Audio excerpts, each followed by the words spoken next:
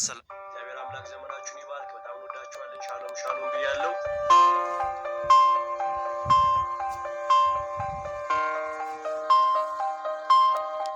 Nagaan Waaqayyoo hunda keessaniif haa baay'atu. Hordoftoonni YouTube channelii Boonsaa Addisuu Guutee nagaaf araarri Waaqayyoo isiniif haa baay'atu jecha oduu gaddaa tokko isinitti himuuf deemna.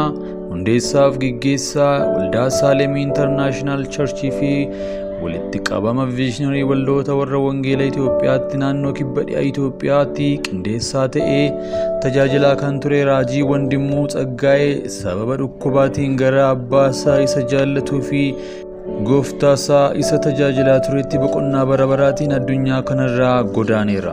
Buleessi keenya kun torbee tokko dura raajii sobduu tokkoon akka fayyuu fi addunyaa kanarraa akka walii gadi deemu tajaajila isaa addunyaalessa akka ta'u itti himamee ture.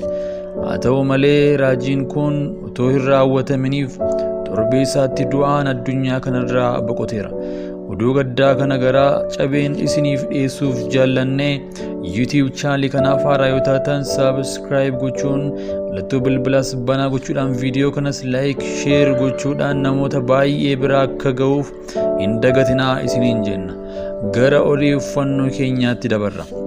Oduun jireenya keenyaa jechuunis dhagni keenya lafa kana irraa yoo jigee ijaarsa harki namaa hin ijaariin mana bara baraa bantii waaqa keessaa jiraatu Waaqayyo bira akka qabnu hin beekna. Lammaffaa Qorontos boqonnaa 5:1. Hundeessaa fi geggeessaan waldaa Saalem International Church kan ta'e Raajii Wandimuu Tsaggaayee tasa addunyaa kanarraa boqochuun dhaga'ameera. Raajii Wandimuu Tsaggaayeen tokkummaa viizhinii Itoophiyaatti walitti qabaa fi qindeessaa kibba lixa Itoophiyaa ture. Asumaanis deemuu obboleessa keenyaatiin gadda guddaa nutti dhaga'ame ibsina jechuun tokkummaan viizhinii Itoophiyaa ibsa baaseera. Riyaa Wandee yaada inni dubbate tokko isiniif qoonna. Obboleessi keenya Wandeen torbee darbe keessa dhukkubsatee kan ture yoo ta'u jimmatti yeroo darbe raajiin tokko kadhatee fi akka fayyuu fi tajaajila addunyaalessaa akka qabaatu raajii fi garuu inni Waaqayyo biraa waamicha waan qabuuf raajii sobaa kana cabsee du'a fooniin addunyaa kanarraa boqoteera.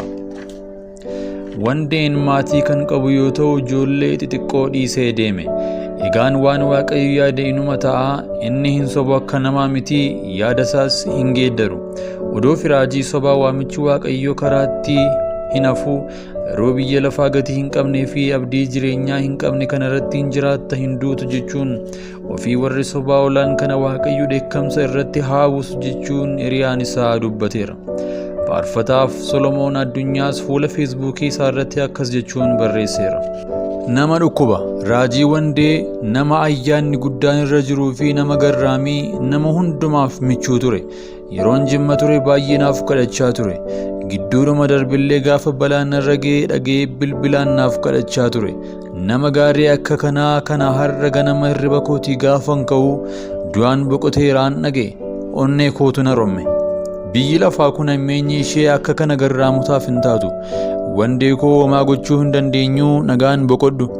Ati gara abbaa kee isa tajaajilteef sana bira deemtee nama akka kee dhabuun baay'ee ulfaataa. Gaarummaan ati natti argisiste yeroo hundumaa keessa koo jiraataa. Obboleessa koo Wandee nagaan boqodhu. Egaan waan jedhan nama dhabsiisaa madaa guddaa nutti uumame kanaan hundumti keenyayyuu nagaan boqodhu isaan jennaa. Namooti sirna awwaalcha obboleessa keenya irratti argamuuf yaadaa jirtan sirni awwaalcha isaa guyyaa har'aa yookaan wiixata sa'aatii 4tti Jimmaa Abbaa Jifaaritti tokkummaa waldoota magaalaa Jimmaa naannoo Karchallee jedhamutti geggeeffama.